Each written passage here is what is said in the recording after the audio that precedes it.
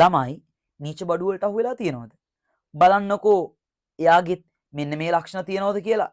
ළමයි ආර්ථික විද්‍යාවේ භාණ්ඩයක් සේවාවක් කියලා කියන්නේ ධන උපයෝගිතාවක් ලබා දෙන ඕනම දෙයක්.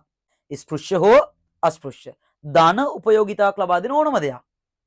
ඉතින් ඒක නොබට සතුටක් තෘප්තියක් ලබා දෙන ඕනම දෙයක් කියලා හිතන්නකෝ.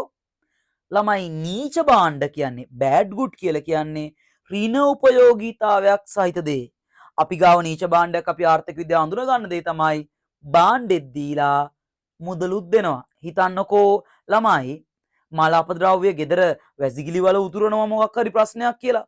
එතකොට එතනට වෙලා තේරේ ගලියා කියලා සින්දු කිය ඉන්නවද? නෑනේ.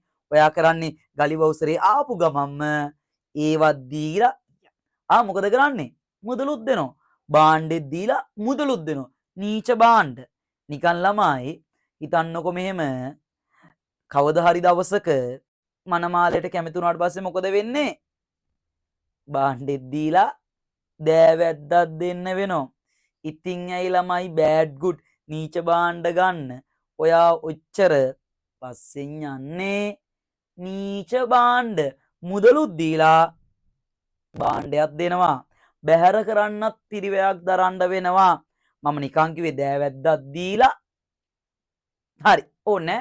එහෙනම් ඔන්න මතක තියාගන්න හැමෝම නීච භාණ්ඩයක් කියන්නේ ඍණ උපයෝගීතාවයක් සහිත භාණ්ඩෙත් දීලා මුදලුත් දෙන්න වෙනවා. මේවා හැමෝටම නීචයි.